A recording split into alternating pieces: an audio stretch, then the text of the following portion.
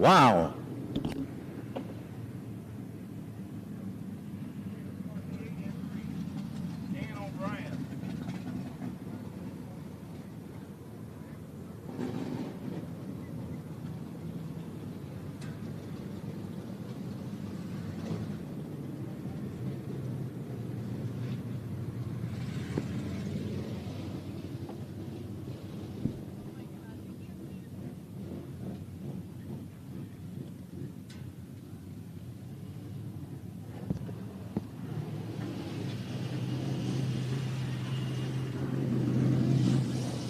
Well, sponsored by Chiefs Pumping Service, Hammond Motorsports, Freeport Auto Supply.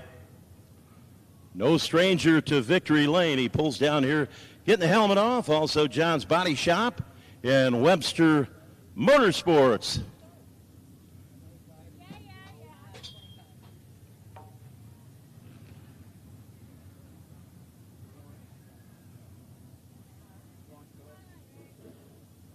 Well, now he's got to get the helmet undone. You know, when you get older, things move a little slower. That's what it's all about. Got his helmet hanging up in there. Ray and I went to high school together. We grew up together as kids, so here he is, race winner tonight, Ray Guss Jr. Down in the competitive Concrete Company Victory Lane.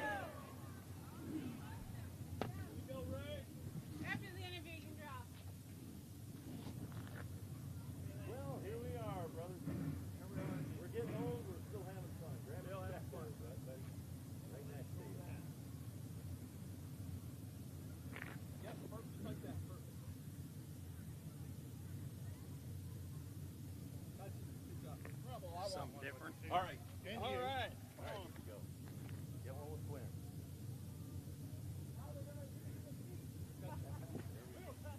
All right, buddy. Ray, we've been at this game a lot of years. You're back here at your home track, Davenport Speedway. Is it still fun to win at our age? Oh, definitely. It makes it even sweeter at my age. It's getting harder to get in and out of the cars. Takes me a little longer, if you notice, to get out and in as it used to, but it's still a lot of fun. I mean, this is a nice piece of car to run. Keith built a good car, and it just makes me look good. That's right, man. Well, how about your wife? She's still having a good time following you to the racetrack? Oh, she better have, or she'd be in trouble. But no, she's here. She supports me all the time. She's been with me now. We've been together 42 years, and she's been in all the races. Man, how do you like that? 42 years!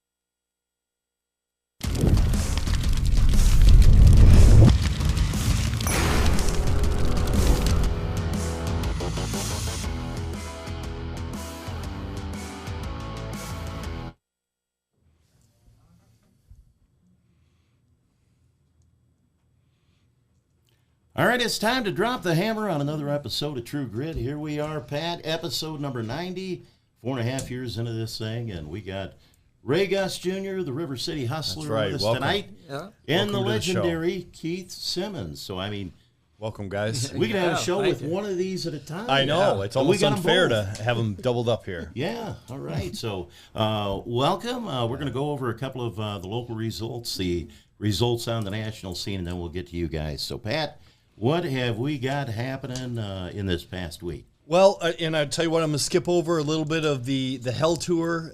We've been talking about it week after week. The series rolled down through Arkansas, Tennessee, Paducah, Kentucky.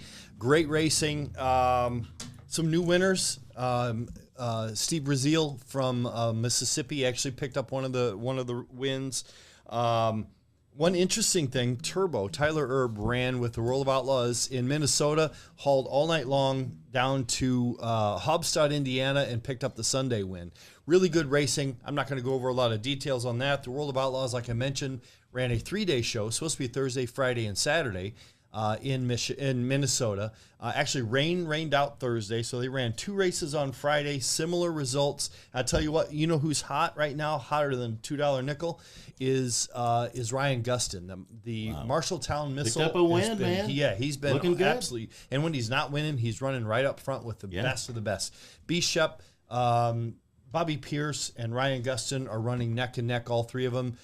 2 races on Friday. They ran an early race, then they ran again.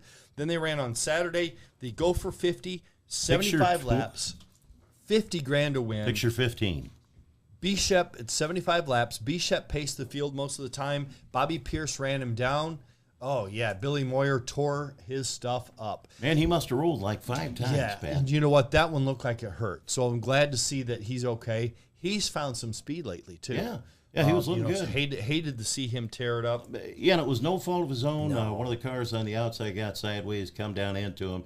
He run over the hood. It was like a giant ramp. And it turned, and took I tell off you rolling. what, yeah, and the kid Overton actually just kind of hooked the cushion. He rolled it over. Nothing like this, but we're starting to see more and more of the late models. They got them so jacked up, so up on the bars, it doesn't take much. You always think of late models being really stable with the big wide tires, but they're up on the bars so much, it's not that uncommon that we're seeing rollovers. It seems like it's happening more and more often. In Saturday's Go for 50, though, it's $50,000 to win, 75 laps. B-Shep actually found his form. He's been fighting gremlins lately. Bobby Pierce ran down B-Shep and picked up the win. B-Shep ran second, and Ryan Gustin held on for third. Great racing, like I said, for the three of them.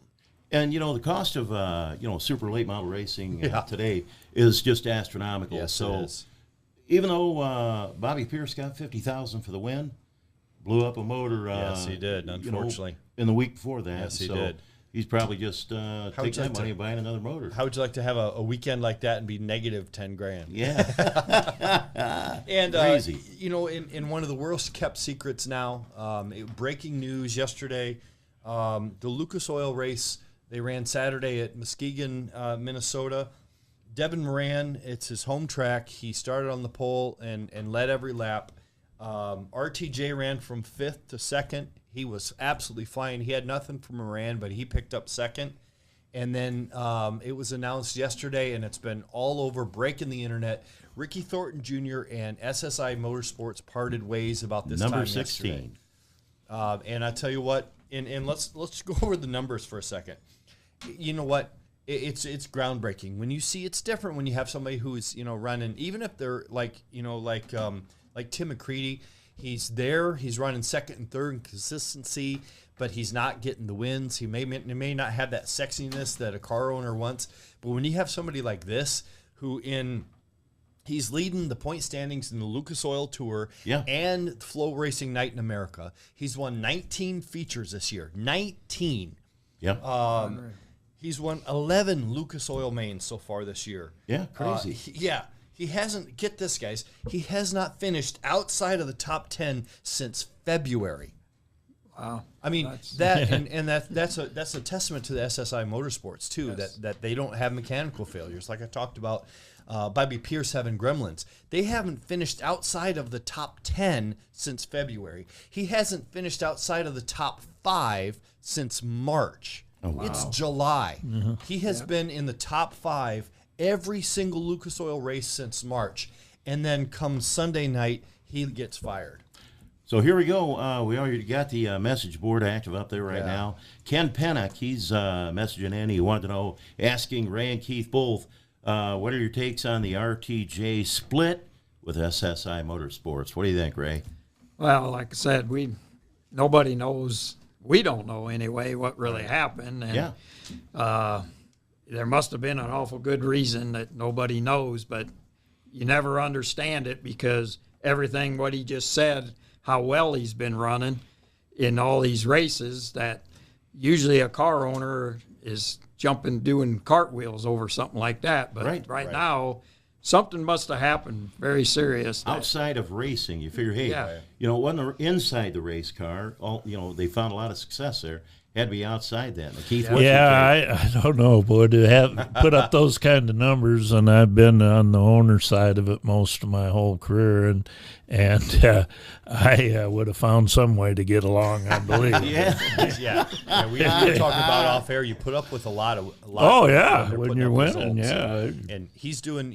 There's a saying that the announcer says he's doing RTJ things because He's on a whole nother level from everybody else. So actually, and so they're racing Flow Racing Night in America tonight. They're down in Lincoln, Illinois, down just outside of Springfield. And he actually jumped in at the last second. Brandon Shepard's dad's car. So he's in another. Yeah. He's in Steve Shepard's car All tonight. The rumor mill is a buzz with where he's going to land, and he will obviously land somewhere because they're in Burlington, Iowa on Thursday this week. So there's The only internet 2 blew up short last days. night, Pat. Oh, You didn't know about that? Yeah, it was crazy. Exactly. You wondered why everybody's internet was slow. Yeah. And then also the rumor mill. What are your guys' thoughts on who are you going to find to replace him? That's Ray? available. There's time to get out of the That's vintage right. car. That's right. No, Yeah. no. You know, I did notice, when you pulled down there on the victory ramp Friday night, you were moving a little slow, Yeah. getting unstrapped and everything. And it took me a while to get down to the victory lane, I so know. I thought, hey, So that's the way it is. Did you pull out your resume last night and blow it off? Got to talk to Julie first. That's right. I don't know about that. But after you you push send, and then, hey, honey. Yeah. We got to have a talk. That's right. Oh, by the way. I might be gone a little more. That's right. Oh, by the way. Yeah, I don't know who you'd get to replace him. I Yeah. mean, and it's the chemistry, Yeah. They said they were communicating the chassis adjustments and that wonderfully to get those results. So, yeah, like I say, as a car owner, I'd have figured out some way to keep going. Well, and especially with the vast majority, other than one primary team and maybe a little bit smaller team, everybody's on the new Longhorn chassis. Yeah. So everybody's running the same thing, quote unquote, the same thing. So and they're very brand loyal. So honestly, I think the only one that makes sense is Brandon Overton. Yeah. Hey, I got one on the list here. Or go ahead. Pop Or up Hudson number O'Neill. 1, Sonny. Yeah, We had either Beal a or surprise Hudson O'Neill. guy Friday night at Davenport Speedway. Ed Sanger. Yes. Yeah, man. Eddie looking pretty good. He's over there Yes, by he the is. sky boxes, so hopefully he was up there in the air condition watching the big screen for the racing that How night. about but, those two? Yeah. Yeah, those are Pretty so awesome. nice. Yeah. Those are so nice. Oh, man, he was a man for a lot of years around here. Corey Dumpert showed up from out in Nebraska, 5-time IMCA late model national champion. They didn't have any racing going on over the weekend with all the flooding and dams breaking and all that stuff. So we had 3 guys roll in from Nebraska that just wanted to chase points. Right. They put on a show. Dumpert starts in the back, drives it to the front, and Yeah. Great racing. Beautiful racetrack Yeah. Friday night. I don't think I've ever seen a better racetrack you're right. than we had Friday night. Hey, so we got, let's see, Dave Bell, he says, ask Keith about the time you took Barney Dirk's hat off his head and stomped on it. Do you remember that? Oh, yeah. All right. Yeah, probably not one of my more shining star moments, but yeah, actually, I took his hat off, and he said something pretty derogatory, which I won't go into. But I slapped him in the face with his hat, and then I stomped on it. So yeah, that happened. Yeah. Aren't you glad they didn't have cameras on their phones? Yeah, and social it's media? not video proof, but and we made up after that. We got to be good friends again, but yeah, just hit me at the wrong Huh? nerve there. Yeah, it happens. Hey, Jeff is asking, let's see, what was your favorite cars from the years past, Ray? And what accomplishments are you most proud of? So I can... Well, I got a lot of nice wins over my career that Let's put up 12, picture 12 here. yeah, see back well, I had a lot of years like 82 I won my first feature a week after we got married. Yeah. Well, First that's good. feature, and then Yeah. went on that year and won the track championship at Peoria for the first time. See, she's good luck. Yeah, That's We knew what that I was in going high to say. school. That's why she's stuck around this long, because he really wasn't doing that good for them. exactly. Dale Earnhardt would put a penny on his roll cage, before the races, his lucky penny. But you got your lucky I penny. got You it. married I her. did. I married her. Man, that's good news. Well, I tell you what, and when you were in the 75 car, Ray, that was the most iconic car. Very. And, I want to ask you a story. We had a couple of guys asking questions here. We'll get to them. But you told me a story one time about somebody stopping by and wanting to sit in the car. And, That's when we was in Peoria. yeah. It was the comedian, Richard Pryor. Richard Pryor. Yeah. He actually is from down there where the race car was kept. Okay. And there was a few of them coming down the alley there, a few guys were. And I said, hey, you got a few of them coming down the alley. And they said, oh, they don't bother us because they live down in the hood, man. Sure. 75, they were down in the deep, thick end. Down in the action, baby. So when they got closer, I said to them, one of them looks like Richard Pryor. And they said, well, it could be. He's from down here, and I'll be darned if it wasn't him. Wow. Yeah. And he come over in the garage and was all bugged out. I think he just done that White Lightning or whatever that was. Grease Lightning. Grease Lightning. That was a good movie. And so he says, can I sit in it? I says, you can sit in it. Yeah. You got no problem. You can drive it if you want. I don't care. Very cool. Keith, we're going to look at another iconic car, picture number 43. We'll get that up there. Boy, you used to go to Davenport on Friday nights when they were running the half mile, and this was old John Connolly driving that car with your company, Freeport Auto Supply, on the side. What was John Connolly like as a driver and an individual for the people that never had an opportunity to meet him? He was a very tough guy. Yeah. There wasn't anybody ever come to our pits looking to scuffle with him, I can tell you that. It's always nice to have that guy. Yeah, oh yeah, and at that time I was about 135-pound pencil neck geek, so but no, he was very good.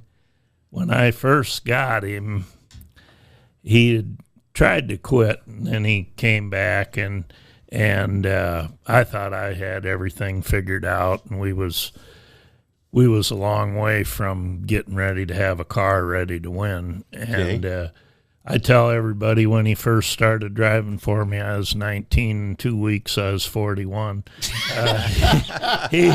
He also enlightened me on the ways of the world, too. But he was very patient with me and my guys, and we had to catch up to his abilities. And then it came along, then that car was the first one that we had that I felt like, and we didn't win every week, but I felt like every time we came into a racetrack, no matter where it was, we had a chance. And All right.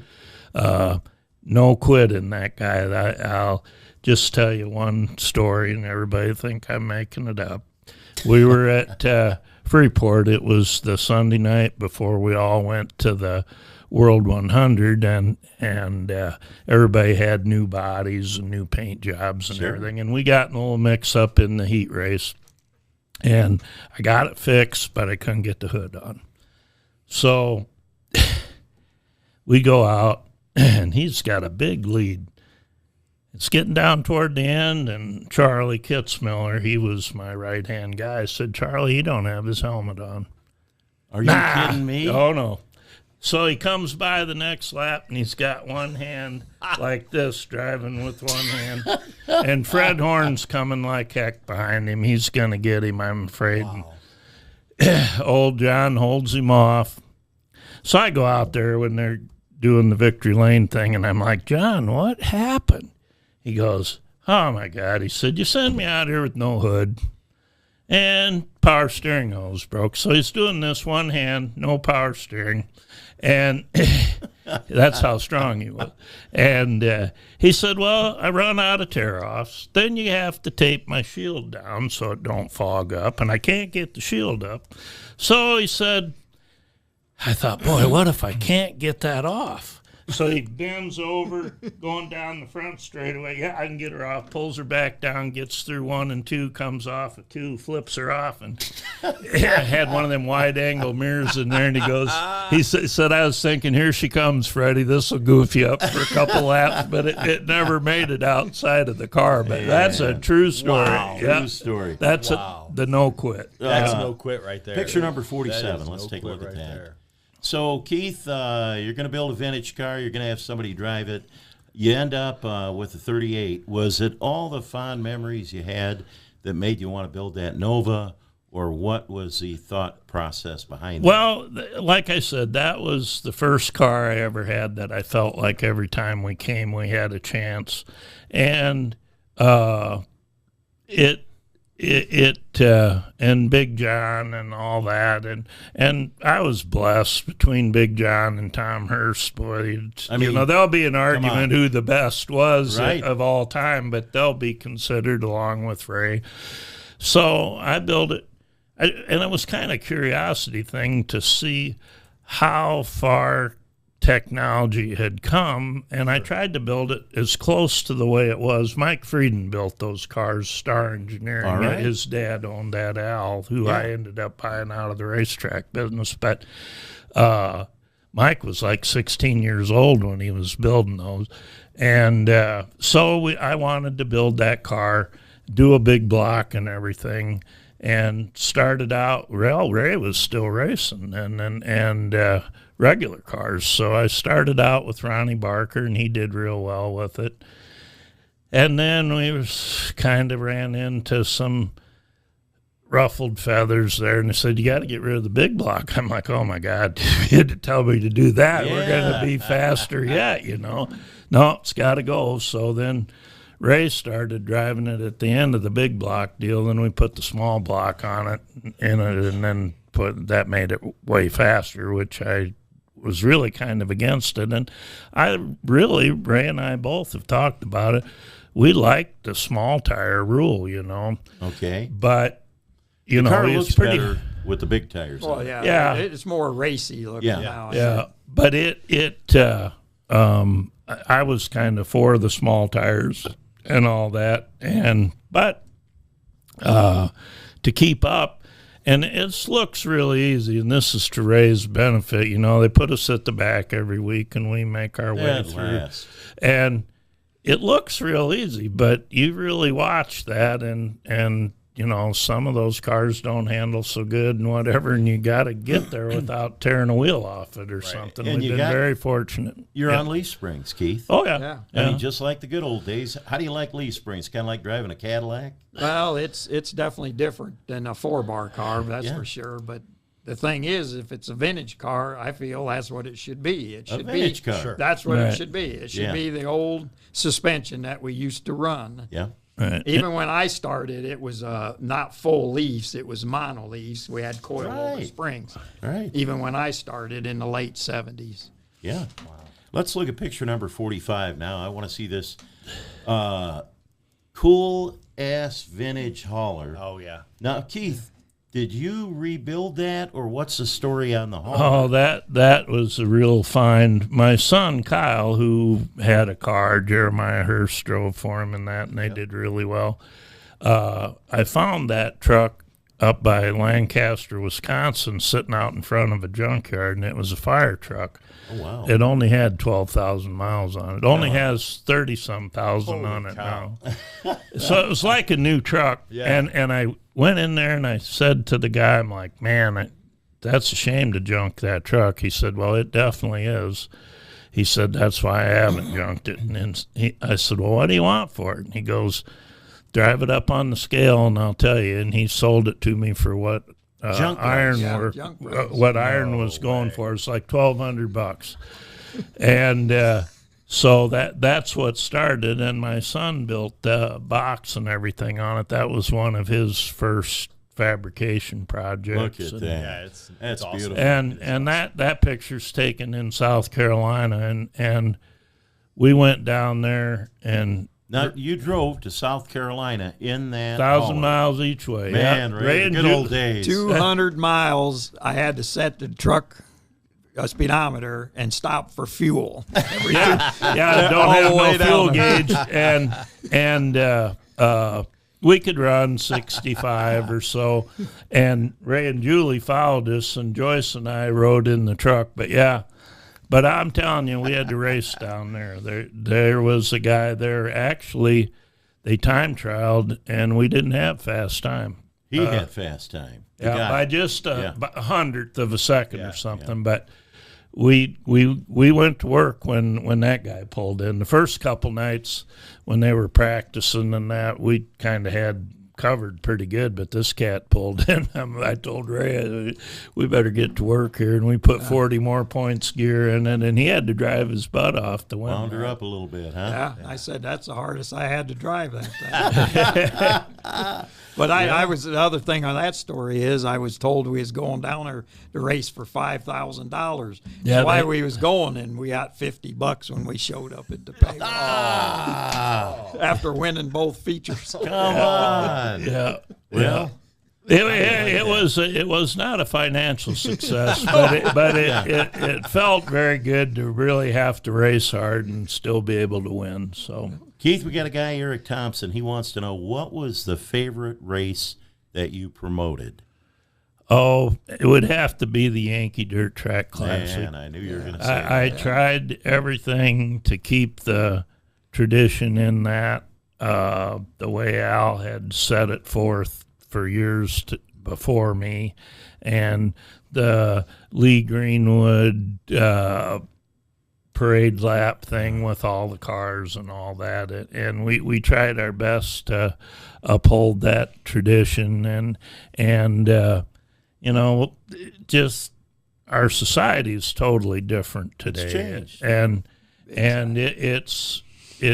I had to make a living at it. Sure. I bought that as an investment, and it just got at the end. It was so hard to do. I couldn't do it anymore. I loved it.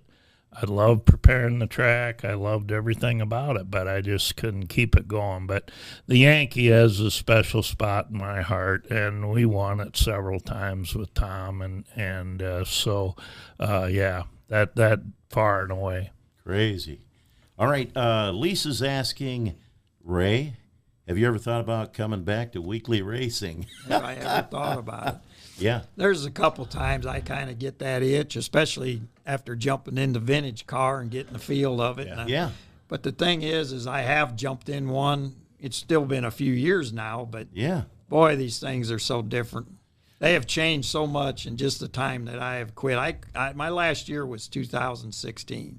Now, Ray, Jeff, I was announcing up at Dubuque one night, and you drove Ikey's car. Yes, I did. Was that the last? That was the only time I've been in one since that 16. Was it like it had to be kind of, like shell shock, because you get in that car, you've been driving this vintage, and now you got one that's just totally different. Oh, it's like I say, it's a total different deal. The way they're on the right front so bad now, and the left rear's hiked up like it is, you almost feel like you're tipping over when you're out there running. Man, it's so different anymore nowadays.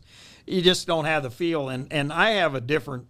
Nowadays, it seems like your driving style better be wide out, wide open, and sideways, and it's like they got the cars so tight they can't drive them straight. And I grew up driving it straighter. I was the faster. You I were was. smooth as cream cheese on a bagel. Yeah, that's Man, what it was back then. That's what won. Yeah. Right. Hey, what do we got? Let's see. Oh, I'd like to. This is Dave from Arizona. He wants to know about Ray's show car. Your dad built it. Did Ray finish it? Yeah, my dad finished it way before he was passed. He actually built it twice, because when he first built it, it had a 350 Chevy in it. Okay. But then he always said he wanted a Hemi in it. Oh, no kidding. So when he tore it apart the second time he worked on it, he put a Hemi in it out of a pickup truck. Is that crazy? Yeah, and so he redone it, and he changed the wheels on it, but I just went a step farther. I took the motor out. I took it to Keith. Keith rebuilt it for me. It really didn't have very bad wear on it. It was in good shape. But then I put Willwood brakes on it all the way around. Oh, man. And so I put all new disc brakes on it. It didn't even have a parking brake in the day my dad did it. Well, now with these on it, I took the old original handle, was always in the vehicle, but it was never usable. Functional, yeah. So I got it all hooked up, and it's got the old chrome handle you pull. Oh, man. So I hooked that up so it's got a parking brake on it, and I just went through a lot of things on it, redone the front end a little bit. Yeah. Keith, we got one for you. Mike Whiteman from Centralia. He wants to know, Keith, what's a set of Simmons spec heads, roller cam, and shaft mount rockers worth? Well, depends on what stage you get them in, I guess. But, okay. A set of heads from Brodix is about $1,400, and a cam's about $600, and a set of the T&D Sportsman rockers like I use on them is about $1,400 as well, I think. Well, you answered his question. Yeah. And you guys can be part of the show, too. As you can tell, Shane's reading off some questions. We see a lot of questions coming in. They're scrolling through so fast I can't get to them. Man. But feel free to answer your questions. We have them popping up on here. So if you guys have questions for Shane, myself, or either one of the guests, just put them right here in the comments below. Here, let's take a look at picture number 44. So, Ray, Tony Griffin Moon, one of the questions is, what advice would you give a young racer getting into late models today? Have a thick pocketbook. You lobbed that one up there. Or a rich dad or something. Wiser words never said right there. Well, Keith, we're looking at a buggy car. Yeah. Gary Oliver, Mom and Dad kind of hung out with Gary and Lynn. Back in the day, I lived down off 11th Street, right where Tri-City Buggy was at. I spent a lot of nights there. Man, the light, you guys burned the midnight oil. Yeah. And so for a while, that was the car to run, a buggy car. Oh, yeah. Yeah. When did the wheels come off? Did that 6 design buggy car kind of... It was right after this, and this would have been 1982. And things really advanced there when we got all the aerodynamics and all the stuff, and the guys down south got ahead of us. But he had it going on. That car, that's actually, I believe that's at Eldora. Okay. And we had 3 cars there that year, and we got the slowest car in the race. Oh, you're kidding me. How did that happen? Well, but I have the solution. See, if you remember, my cars always had that checkered flag deal on the back. Yeah. Well, they were all the same. And see that little white tag there underneath Tom's name? Right. That's your entry number. Okay. So the fast car, 4 o'clock in the morning, all the drunks were down and everything, and me and Denny Maroff went down there and drilled the rivets out of the roofs on both of them. Switched roofs. He took one roof, I took the other roof. We went off, changed them around. I had statute of limitations run out on that one. Yeah. And Tom got Cops up. are at the door. Tom got up to 4th, and he was coming, and a damn rock went through the oil cooler and we burned it up. But yeah, there was no quitting Tom Hurst. No. It don't matter if the lights were on or not. He'd come in and tell you, tape that up. That light's blinded. Yeah. That's funny. Picture number 42. We'll take a look at another one of those iconic 38 cars. When was this, and where was this? This was 1980. I would say, by looking at that might be Oskaloosa with the big guardrail there, the 2-layer guardrail. All right. That was the last Sanger car I got, and that was the last year John drove for me. Okay. It was a real good car. We won the championship at Freeport with it. Ed kind of wasn't, his cars weren't as dominant. I believe we won like 13 or 15 features that year with that, and it was still pretty good. But the Howe cars were coming, They were coming, man. And so we had to make a change from Ed's cars, and Ed, I bought a lot of stuff from him and cars, and always had a fine relationship with him, still do. But when you're racing, and about that time there too, it was getting pretty hard to pay the bills with the purse even then, So you were in it to win, and so you had to have the best equipment. You couldn't make up for it. So Joe Bonnie Ray wants to know, what was it like driving for the late Brad Coyne? Oh, he was a great guy. Yeah. He'd do anything you want for the car. I mean, and he was a low budget. Yeah. There was a time I remember at Farley, we was running probably an IMCA race because that's basically his budget had him in. Yeah.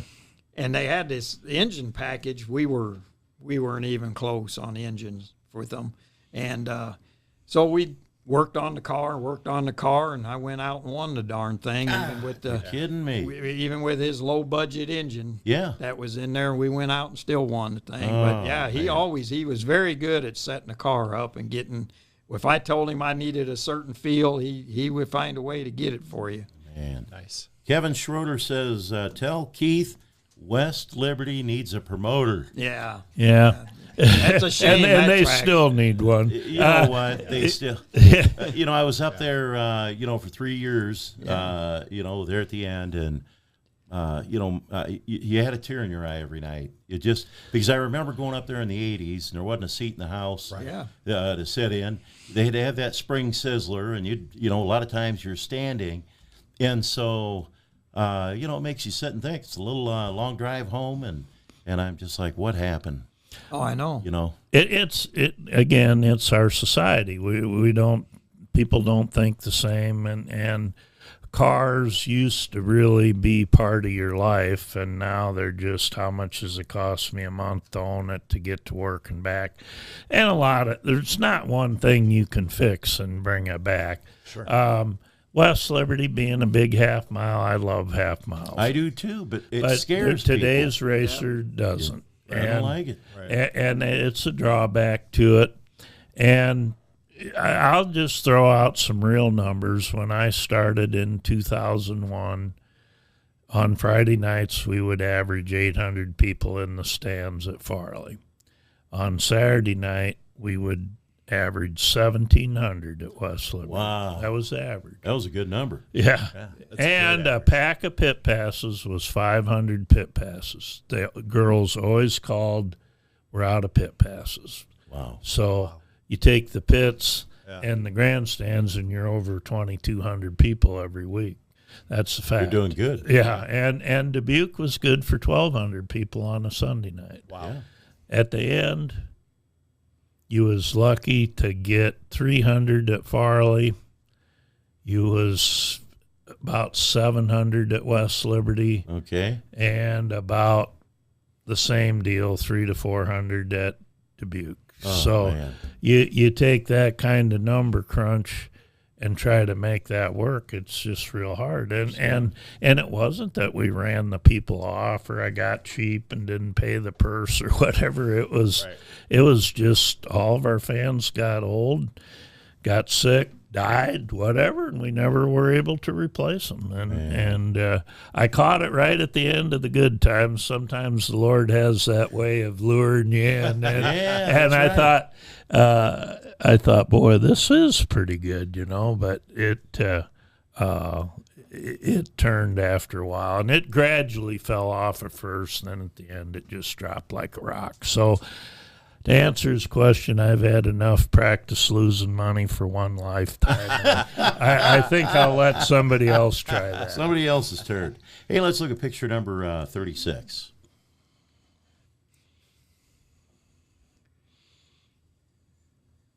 Now, Ray, I want to ask you, driving the 58 car, I remember when Herschel Roberts was, getting sick and battling the cancer. Right. Yeah, and you ended up jumping behind the wheel of that car. Man, you found instant success.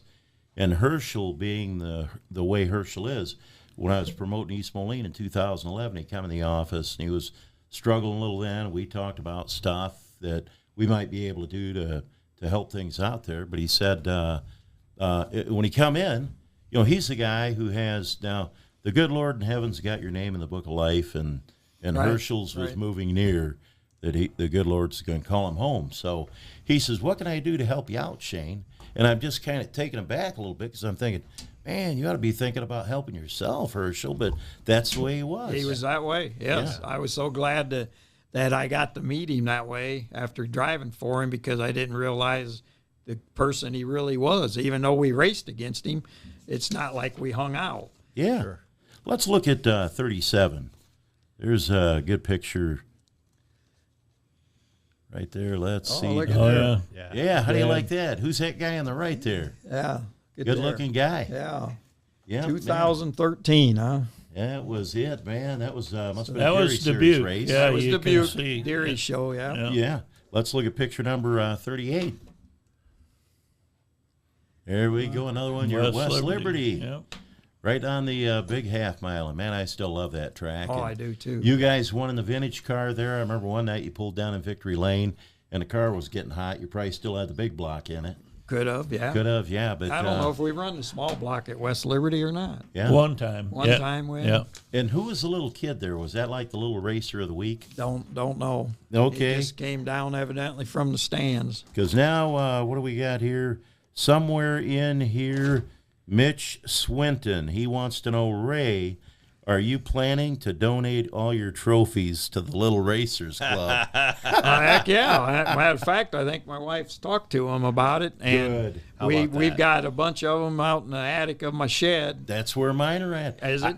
I went out there, Ray. I'm not kidding you. My wife found, one day she said, hey, I'm tired of dusting these things off. What are you going to do with them? So out to the garage they go, climb up with a ladder, and we stuff them all up there.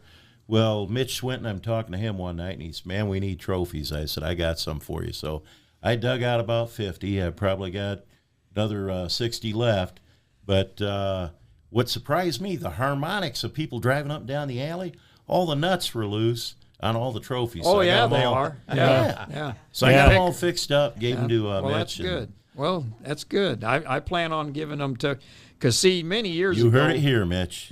Many years ago, I was driving the 112 modified Yeah. down in Peoria. And I remember one time going to his shop, I loaded my trunk up with a bunch of them and threw them in his dumpster down there. So I wish there was something I knew back then of that, Man, because ain't that I the ended up truth. throwing all of them in a dumpster. Let's look at picture number 11. You're talking about that number 112 modified. That was a good car. Yeah, Crump.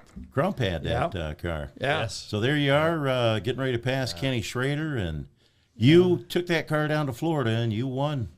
Yeah. The It was point white. title down It in was Florida. it was white then. He I don't remember what year he changed it to black, but it was white when we went to.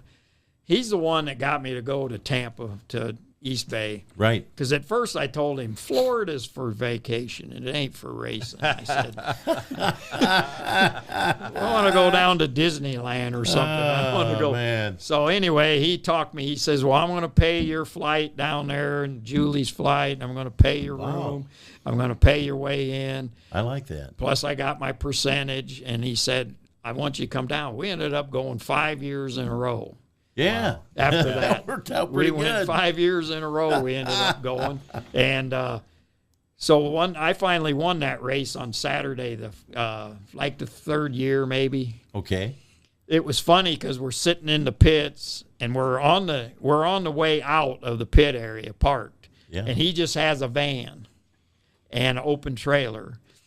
And these guys are going by with their big toter homes and big trailers. man. We're sitting there drinking beer and having strawberries and just waving at them as they go on out. That's It something. was something else because I said, well, I've never seen anybody race the haulers before, so we got the race car.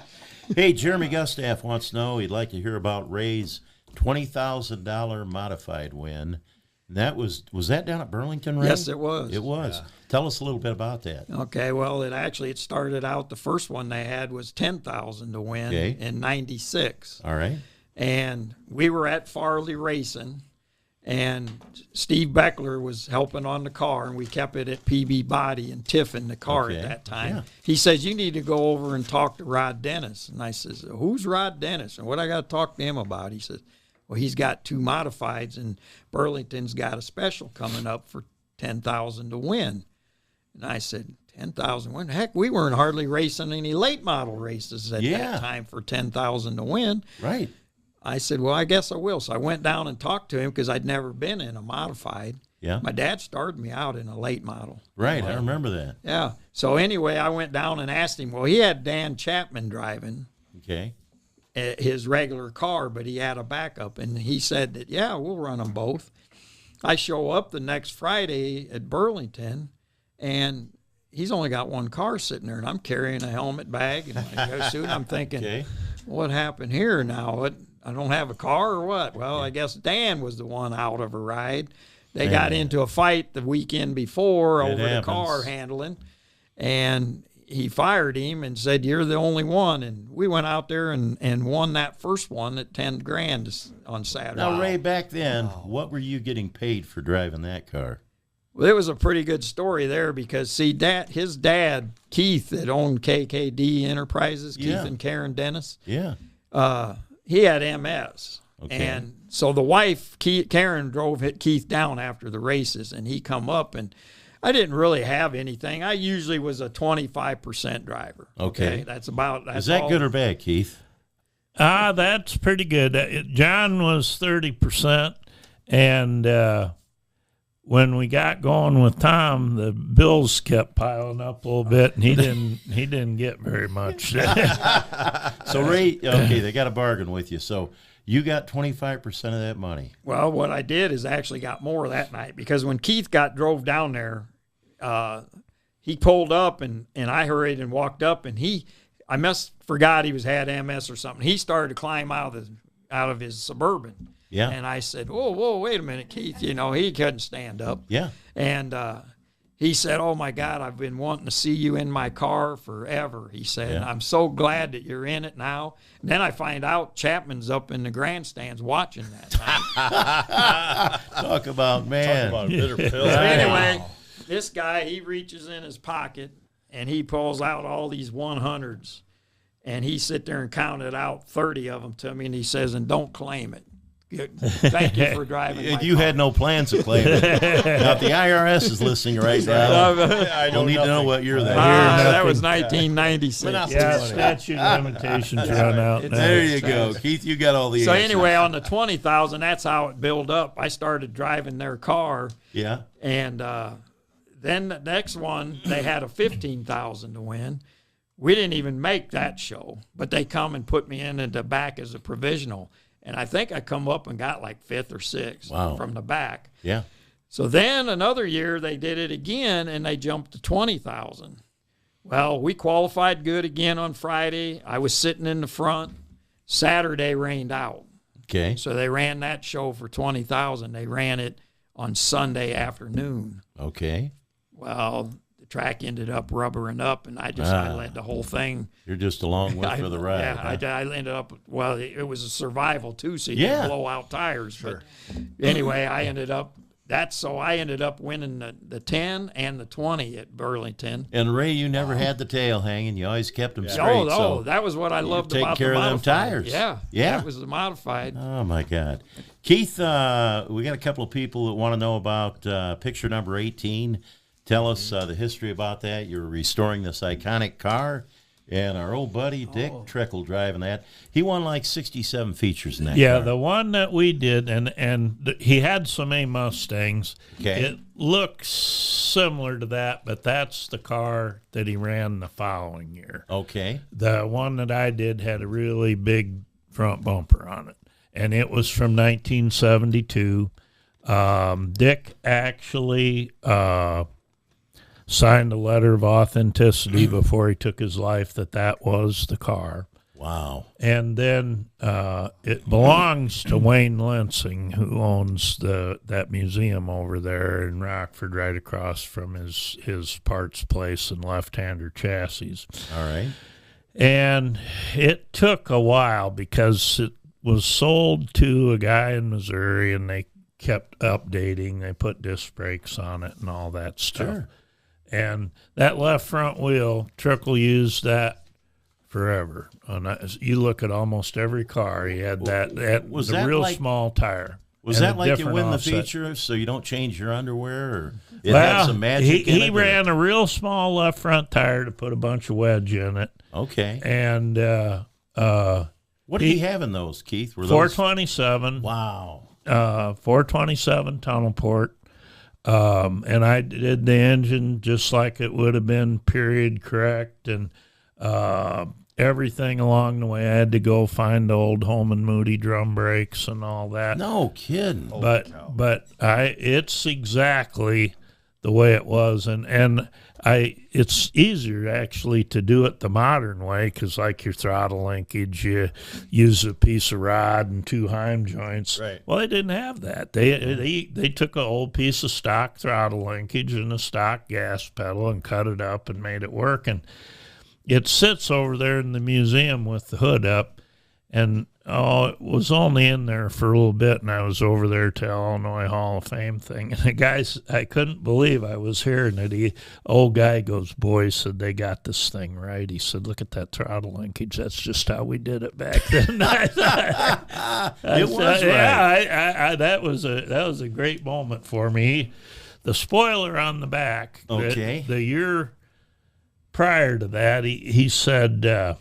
And Dick was quite a ladies' man. He said, I said to him, I said, did that spoiler really help you? He goes, I don't know. He said, but a couple of my girlfriends really liked that. So, hey, Ray, Jeff Hall wants to know, he says, in 1990, you won the Illinois State Championship. He said you did a 360 spin while you were leading it and came back and won that race. You remember that day, Ray? Boy, I tell you, was it in the 75 car? No, if 1990, I would have been in the 50 car. Oh, you've been in the 50 car. Well, yeah. As long as we're talking about it, let's get picture number 22 up there so we can take a look. We went down at there 3 years in a row and won that state championship with 50 cars. Man, look at that. Yeah, we did it 3 years in a row. That that 50, whoever climbed behind the wheel of that thing, the Eckrich family, they had that thing tuned up. Oh, it would always. go. Oh, yeah. Picture number 21. We got another picture of that thing. And let's see what you can tell us. There we go, feature winner. Now, that was just a weekly show, or do you think that was... I didn't really ever go down there feature weekly shows. I didn't. So it had to be special. It was NASCAR at that time, and maybe you got rained out at West Liberty or something too, and because that would have still been the Central Region. Sure. So. Okay.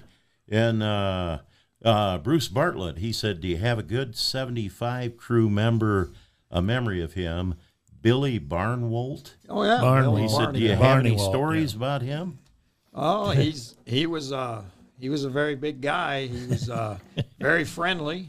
Yeah. He was one great guy. He definitely loved racing. He'd hang around. He was with the 75 bunch years before I was in the car. He was probably with them way back when Struby was driving their race car. Let's see. Kenny and Cindy Bodine. Ray is at Happy Water. Hey, you want some of that? Yeah. You got some? My girlfriend learned her lesson on the Happy Water with Ray a few weeks back. Hey, let's see. Didn't you, Joyce? Let's see. Rick in Mexico wants to know, what was it like working with Jeff Gordon and that Baby Ruth #1 car and Ray Evernham? Put up picture number 19. Take Well, that, right? We had things going. I got to kind of go back a little bit to get to that. We ran the Carolina Ford dealer's car with Mark Martin. Okay. And really, I had some asphalt experience a couple years. I had my own ARCA car and that. But Mark Martin took me to another level. He was the easiest guy on earth to ever be crew chief for. All you had to do is do what he said and be able to read a tape measure. Yeah. And he was tremendous. So I accumulated a lot of notes. And when Jeff came along, and we still had the Carolina Ford dealers sponsorship the first year. And we just had a 4-man team. And had 4 really good guys, but it was a struggle. And when he started, I told him, I said, you can think about who the great drivers are and what your style should be, but this is how it's going to go here. I have all these notes with Mark Martin, and you're going to adapt to that setup, because we were in the hunt to win every race with that car. Yeah. So, and I said the other thing, when you ain't up to speed and it's a cup race, I'm going to go over and get Mark and let him drive it. We was at Watkins Glen, and he's like 3/4 of a second off, and he goes, "That's all it's got." So I go over and get Mark, and I got to stuff shop rags around him and everything to get him to fit in the seat. And comes around, makes one lap, look at the scoreboard, top of the board, number 1.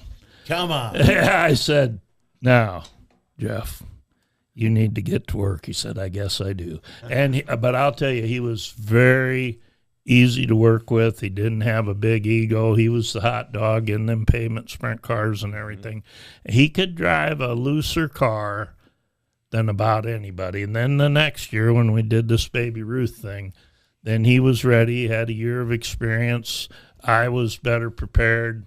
And the story on Ray Abraham was he was working for Alan Kowicki, right, and he got in an argument with him. Alan was very set in his ways, and I was friends with Ray, but we weren't like best friends or anything. But I could tell he was upset, and he was coming out the gate as I was going in. I'm like, "What's the matter with you?" "The hell with that Kowicki." He said nobody could work for him. He said, "I'm going back to New Jersey and run modifieds or something." I said, "Oh, wait a minute, man, don't leave." I said, we're got things going, and he actually worked with Jeff.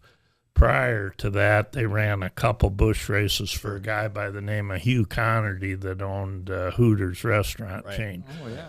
And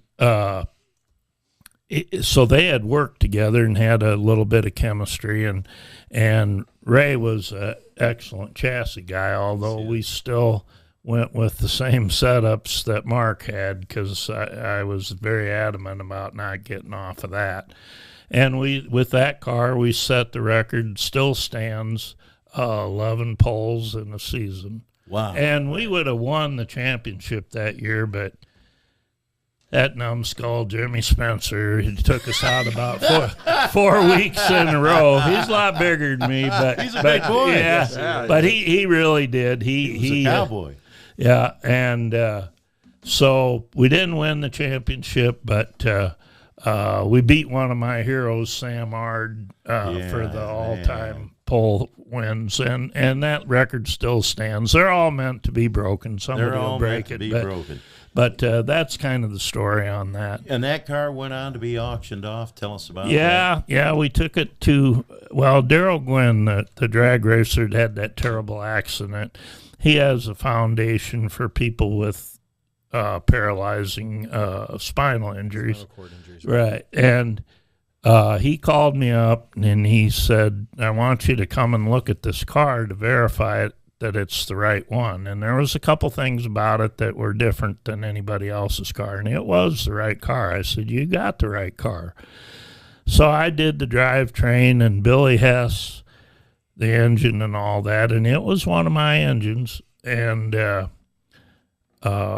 Billy Hess redid the car, and then we took it out there to the Barrett Jackson and sold it. And Jeff was there, and I said, "Man, Jeff, why don't you drive that across the stage? That'll help promote. It's all for charity." And this is how screwed up our world is. He's like, "Well, I'm still under contract to Chevrolet." This was just after he retired.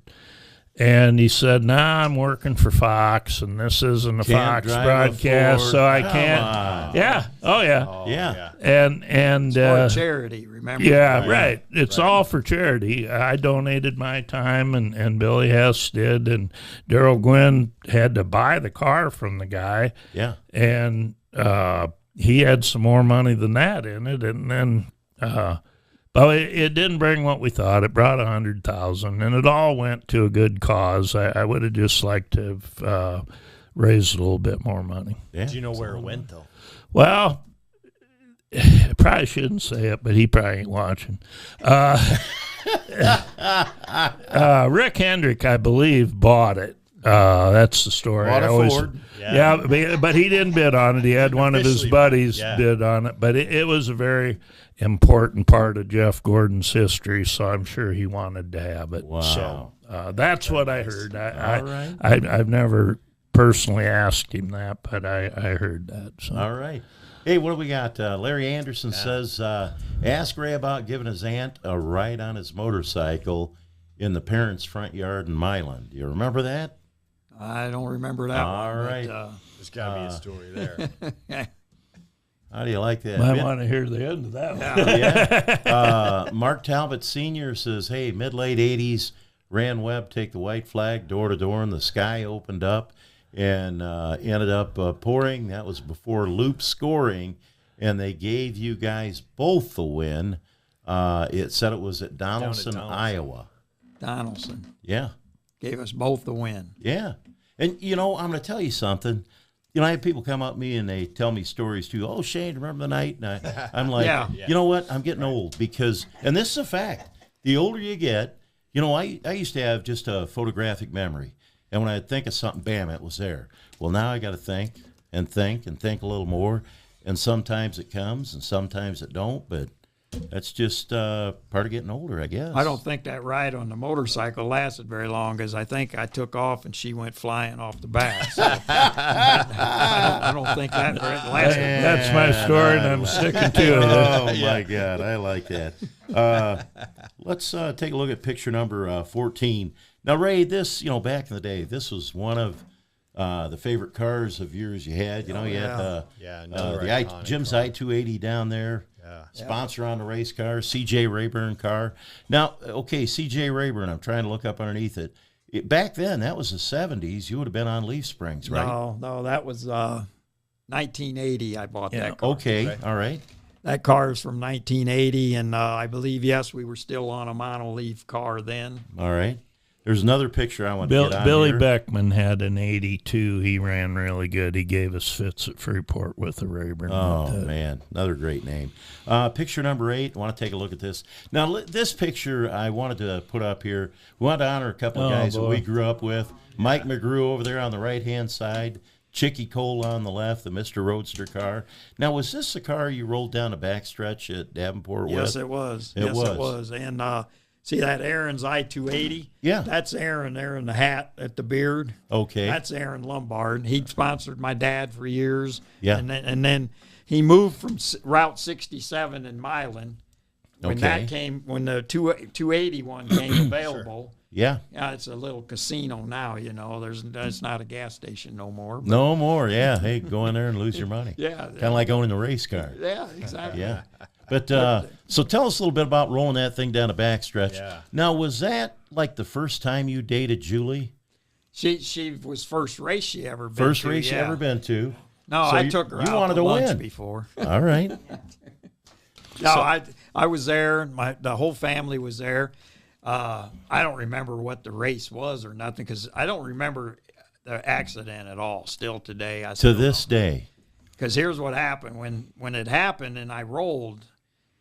So it's feature time, first lap. Right. So I don't know. It's after 9 o'clock maybe. Okay. Whenever they started their race feature back then. Right. All I remember is I woke up in the hospital on my back, laying, and it was bright, and I looked around, didn't see nobody, and I seen the clock said 10 minutes to 11. Okay. So I was out probably better than an hour and a half. Oh, I was man, knocked come out. on. Cow. And that's why You race, don't remember it. I don't remember anything about it. Well, Ray, I was over there. It was a hell of a wreck. I mean, that car was destroyed. Well, that's, like I said, that happened in 81. So right. what happened here is that I told my dad then I had spent all these money since 78 of everything I had. Yeah. Of course, my dad helped a lot. Sure. I mean, they didn't help me financially a lot, but his talents of building the first race car I had, man. everything was, you know, but he turned around and I told him I was done. That car was destroyed. It had done. all my money in it. I said, I'm done. I hadn't at that time, like I said, won a feature yet. Yeah. So then when April 30th, we got married, Yeah. and I believe it was the next weekend was opening day at East Moline. Man. And all I remember that one is I've won my first feature then, like I said, 1 week. And Jim Burbridge was leading the race. Okay. I was running second. He had it won. Yeah. He broke. See, Julie put a hex on him or something. Did she? All right. I've seen you out in the stands before. There's a lot of hand signals going on there. So anyway, that's how I won the first one. And it was in a car. My dad took this Rayburn car and made a jig and he built like 10 cars off it. And so I won my first race in a car And we used to call that a Guss burn car instead of a Ray burn. You remember that? Exactly. Back in the day, man, that was Mike Mulgrew. He ended up down in the Carolinas there. Yes, he he was did. working for a couple different Cup teams over the time, and I ran into him a few times. He was a nice guy. Yes, just a nice guy. Because when I got started, I had Gary Carmichael, I had Chicky Cole that's there, and then Mike McGrew. Yeah. These guys went and helped me, and right now all three of them are gone. Yeah. They're all gone. All gone. Hey, picture number 46. I did put a picture in here. This was one night we were up at Liberty, picked off the Nguyen. Your mom was there. Julie was there. And I'm like, man, the Lord can call me home now. I've done it all. I had a good time. I just want to know why these two book-in marks here got beers and I don't have one. I think yours is sitting on the dash because I brought you one. I know I did. Oh, man. That is crazy. But, man, I want to put that one in there. That was a good time. Hey, I want to look at picture number 42. This is a good-looking guy, and this is a guy that I remember. It's picture number 40. There you go, Keith. Oh, boy. That's good-looking guy. That's a different time, yeah. You had that cowboy hat on all the time. And that was at Indianapolis, and we had switched from Ford to Pontiac, so that would have been 1994. Okay. And Richard Petty's come over, and he said, boy, he said, that's the shittiest looking hat I ever seen. and he had the Charlie One Horse hats with the snake heads and everything on them, you know. And the next week, here comes this PR guy with a box with one of his hats in there. And he said, the king wants you to look the part. Oh, man. So if you're going to wear a hat, you got to wear a good one, and I did. And I still have that, and I have the letter he sent me with it and everything. That all happened that week, yep. Look at Lloyd Kenny wants to know, ask Ray if he remembers Lloyd Kenny from P&L Transportation. Oh, definitely. Yeah. We was at his shop. I rented at his shop for like 5 years with my business. Okay. And he's a great guy. He was hooked up in some race teams too. Yeah. And let's look at picture number 4. I want to look at this. I just want to say, just look at the stands. Keith, we're talking about the good old days. Yeah. Now with that being the number 12 car, Ray, and it looks like you got Hoosier Humpers on the back of that thing, and it was back in the day. You got steel wheels on it, but the stands were packed. And I got to say, all the years, Bobby Tillman probably promoted up there for, let's say, 25 years. A lot of years were good years. He bought that big time, the triple 50, the Coors 100, a lot of great racing there. And with that came a lot of great drivers. And so he had a real good run in that. And then look at your sister, Debbie. Oh, yeah. She was a tough one, man. Oh, yeah. You get in a fight, she's the one you wanted on your side. Yeah, exactly. You definitely wanted her on your side. So who's this on the left there, Ray, the two guys in the blue shirts? Well, that's Aaron Lombard, the guy that it was Milan Standard before, Route 67. Yeah. Then he went out to the I-281. Okay. And he owned that. And I ain't sure who that guy is, the kid next to him there. Yeah. I don't remember. I'm not bad memory. I was looking at that, and I thought, did Ray Jefferson ever hang around? Yeah. It was the only guy I could figure that looked like that, and, it was a good pick. Now, picture number 13, take a look at that one there. Ray, was that your car? Yes, that was one of my cars there. All right. Because I had Romer Machine from Davenport, and then I don't even remember seeing it. It had P&L Transportation on it. There you go. Right. There you go. Right on that car. So that was a good-looking car. Picture number, we already looked at that one. I didn't mark it out. We looked at that one. JR Motorsports, they're the ones I was telling you was doing the motors. Yeah, Dick Boyer. Yeah. Picture number 5. Let's take a look at that. Now, this was when you were driving for Richie Kummer. Yes, You got it race was. shop competition on the back. And old Gordon Bram, he always told me, he had a tree lift, so they get up and Yes, chop he them did. trees Yep, down. yep. He said, I got the biggest tree lift in the nation. Okay. I guess, don't know what that meant. But that body style, how did you like that back then, Ray? It was a different look. Back then, it was definitely different. Yeah. That's the thing. It was. And that was the rules. That's when they started roping everything in and all the body width rules and crazy that quarter stuff. panels and giant spoilers, trying to get them back to where you had to drive them and not hurt them. But Webb was in that car before me. Right. And then I got in it after the year after him, but I didn't even make it the full year with that Richie. guy. No, I Yeah. didn't. I didn't. Even Great guy. He listens to the show a lot. And, he put a lot of money in race cars. Yes, he and, did. Yeah. That was, it was good. Now, was that a race shop chassis? Yes. Okay. Yeah. All right. Everybody tries their own stuff. And then I wanted to take a look at, let's see, picture number 7. And this one here, what car was that, Ray? That had Century Pool on the quarter panel.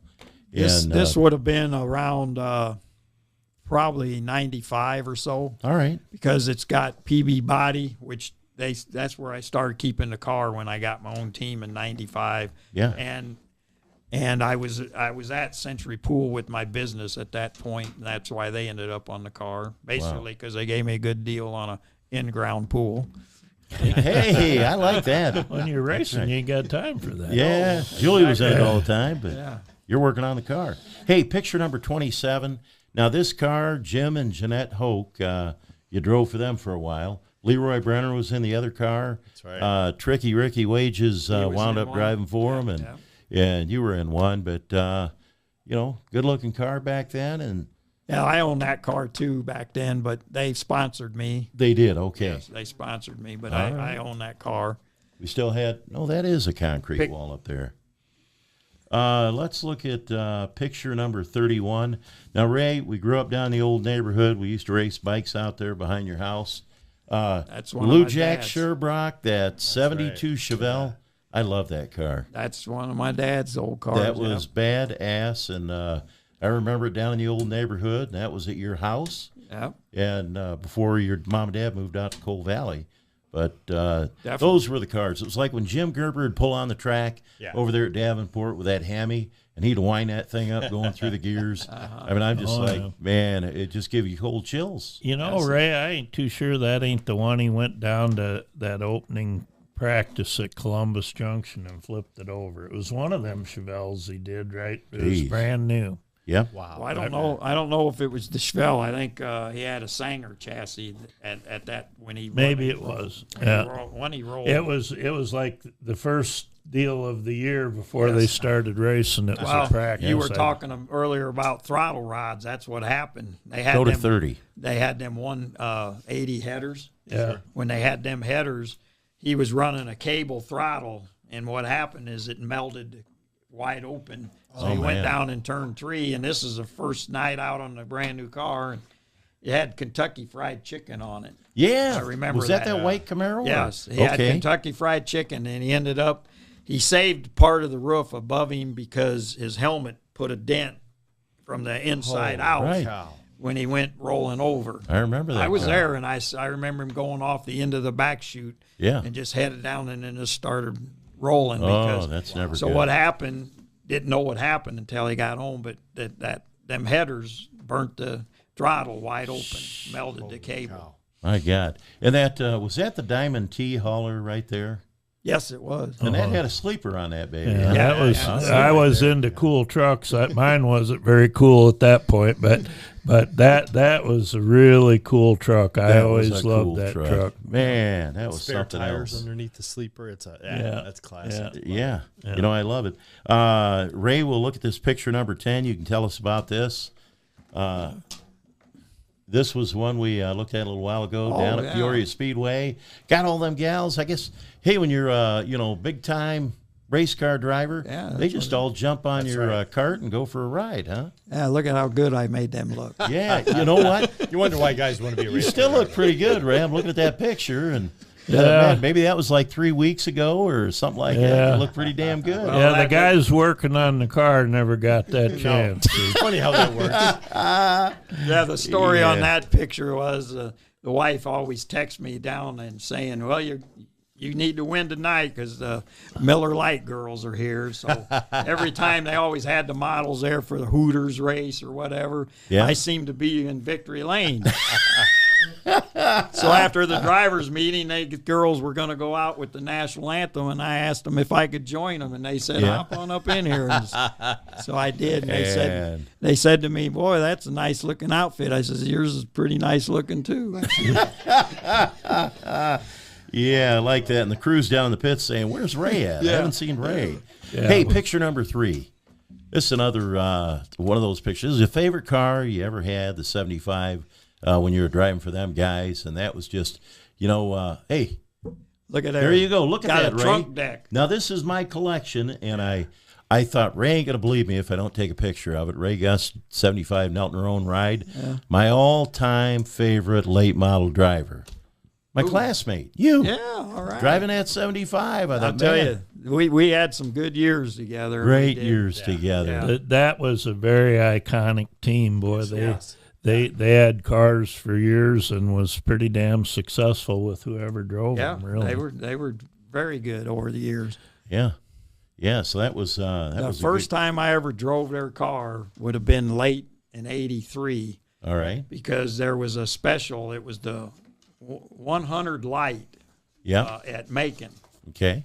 So they're telling me all the way there how this track, how little it is, and how I've never spin on nothing. I said, well, I've been on plenty of small tracks on motorcycles. Right. But to get a car on that, it was pretty little track for these cars. Yeah. And I ended up passing Bob Pierce towards the end of that latter part of that race and winning it. But God. I got protested, and then I had Lika's bunch over there trying to kick the mud off of on the scales to try to make me light. Come on. And Pierce said that I was lapped.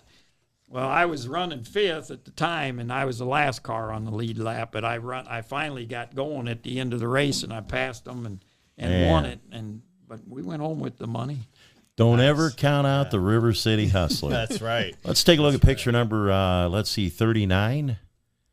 Yeah, another good picture of your time with Herschel Roberts back up at West Liberty. You had a lot of good luck up there on the half mile, and another time down at Victory Lane. Well, good. They brought me a beer, I see. Yeah, I was that just time, say, see, did a you better drive job for the right than me, people, I guess. they bring you beers. Yeah. Roberts brought you beers, Keith have wouldn't said bring that beers, better. so Trying to keep him sober. that's right. and look how let's happy see. he is, too. Hey, Scotty Hines wants to know, what was the worst wreck of your career? LaSalle, Lakeside, Davenport. Do you remember stuff like that, Ray? Because I never wanted to remember any of that. I don't really want to remember them, but they are all bad to me. I didn't like any of them, but probably the worst one had to be 81. Okay. But the closest call in my life would have been down in Lakeside because that's where the roof got taken clear off. That I seen the pictures of that. And when you looked at that car, I said, my God, there is a God. A guardian angel was with him. I believe because so. it looked like, you were going to be dead. I was knocked out again, because I didn't even remember. All I remember is going in turn 1, got the car. It was pushing real bad. It ended up climbing the wall. Okay. And then I even, last thing I thought to myself is this thing's going over. Yeah. And last I know is I heard this crunching. Well, it was Chris Simpson from Iowa that actually ran right into my roof. Jeez. So when I woke up, the car's sitting on the track, and I'm looking up, and I'm waking up, and I'm trying to come to, and I see no roof. All right. And there's no roll cage. Oh, yeah. The roll cage isn't there. The windshield bars in front of you, they're gone. I'm thinking, what in the world? God. So then I looked down, still got my helmet on, and some guy's laying on my hood, and he's screaming at me, are you okay? You okay? And I ain't even paying attention to him right now. I'm still trying to figure out what's going on. I look down here, and that roll bar that's supposed to be up here in front of you was right here on my chest. Oh, right. That's where it was. Oh, man. And how the guy even told me from the rescue, he says, I thought we was coming to a dead person for sure man. when he seen the car. That is he crazy. was coming of. Hey, Mitch Swinton says, I want to thank Keith for allowing me to entertain the kids at his tracks all those years. Ray, Julie is ready for you to clear those trophies out of the attic. Yeah. Okay, he's telling you again. There we go. You got to We'll do come. it. Here We'll we do go. it. We got to do it. You know, Mitch has pretty selflessly donated a lot of time No kidding. and Such a energy great to program, that. too. And, you know, he first came to me when he first started it there at West Liberty and asked if it'd be all right if he did it. And I'm like, oh, yeah. I mean, I think it's a great idea. And he's kept it going now for a long time. It's got to be at least 20 years, I'd say. Without a doubt. Here we got, let's see, Eric Hienfeld. Keith, who are your biggest influences that made you want to get into racing and do what you do today? Well, there was a couple mentors of mine back in Freeport, Bob Pfeiffer, Jake Schmall, and Gary Gassman. Okay. And they let a 13-year-old kid hang around and probably drive them nuts. I didn't know anything. Yeah. And they took time with me, showed me how to weld, all kinds of things, how to be neat on building stuff, and yeah, that's where it all started. Okay. And very fortunate, and I'm a lucky guy. Timing in life is everything, and I've been in the right place at the right time. But all the places I've been, all the things I've done, it wasn't just me. Yeah. I had a lot of help, a lot of good sponsors, some great drivers, and just people that believed in me. And, you know, our racing was a little different back then. We had to make the money at Freeport Auto Supply and Oregon Right. Auto Supply. And Yeah. and then finally we got a third one in Stockton. And we had to have really good employees to help us make money and be able to do all we've done. So, Sure. no, I can't take all the credit by Yeah. far. But you surrounded yourself with good people. Yeah, and very devoted people too. And started with my parents. They believed in me, and And can't beat it. no, Can't beat that's it. true. Well, hey, we've been on the air for an hour and 15 minutes, so it's time to wrap this thing up. Ray, you got anything in closing you want to say to any of your fans out there? Well, thanks for all the support over the years, because it was 38 years I was behind the wheel of a late model. Man, that is something. It's hard to believe. Right. Yeah. You know you got the right wife when you're able to jump behind the wheel of a late model for that many years. Exactly, especially Yeah. when the first race she was at was totaled a race car out. Yeah. So on top of it. Right. So, Keith? Well, I got do you him got? beat. This will be my 54th year. Okay. I started so young, and I was always the youngest guy, and now the drawback with that is all my old buddies are gone. I'm Yeah. about the last one left of that group, and but like I say, it's been a lot of people help me. Had a lot of great fans come to see the 38 over the years. It's kind of an iconic number, It I is. guess, It nowadays is. too. And we really have fun doing what we do now. We're probably getting to our end of our time on that too. But I said to Ray last week at Vinton, I said, you know, it's still, no matter how much you do it, when you get that white flag and you're winning, for him in the car, for me in the pits, it's going to be really hard to fix that feeling, to replace that, because it's something that you can't explain if you haven't been there. Yeah. Yeah. Way to talk. You know, Ray, as long as I can remember, you've been behind the wheel of a race car. And so, hey, the days are winding down. I'm sitting there thinking, hey, I'm 65 years old. So, you think, hey, when's the good Lord going to call you home? I got a couple of grandkids, and I got a grandson that's 3. I'd like to see him graduate Sure. high school and head off to college. Great. I got a granddaughter that's 8, but you don't know, God's probably got different plans, but, Don't know. you just got to roll with it. Pat, what's going on with you? You know what? I want to thank everybody watching. Please make sure that you like and share. I know I haven't talked about it lately. It really helps the program. It helps the show, helps Done Right. Make sure that you click on like and share it on your page. Help spread the word. Thank you for everybody watching in. I know we had a lot of people watching and asking questions. We didn't get near enough time to ask everybody's questions, but thank you guys for all the viewers and everybody that supports what we do. Thanks go out to Scotty at Relt Concrete Construction, Yes, a sponsor of the show. Of course, Done Right TV, we got to have them to do this thing. Amen. And then our good friends at Full Throttle Photography, Brad. Yes, and we do have an opening.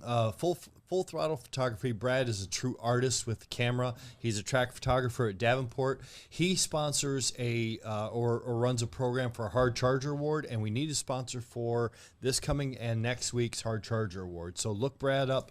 Look him up on Facebook at Full Throttle Photography, and if you're interested in it, he'll put your name right up front, and it's a great cause. All right. Well, hey, we got Christmas in July coming up this Friday night at Davenport Speedway. Go out and support your local track, Davenport, Maquoketa, Dubuque, whichever direction you want to head, Rockland County Fairgrounds. Fair and season. Go out. Fair season. Yeah, Fair that's season. right. Fair Yeah, season's yeah, upon us. we'll actually be at the fair there. Yeah, we're You gonna will? be, Okay. we'll be on the Yep. 16th at East Moline. You'll Yeah. have to come up and watch. Yeah. All right. Well, that wraps it up. It's getting late, and want to thank everybody for tuning in. God bless all you great race fans. And this is Shane Davis saying, hey, I'll be seeing you around the track. Good night.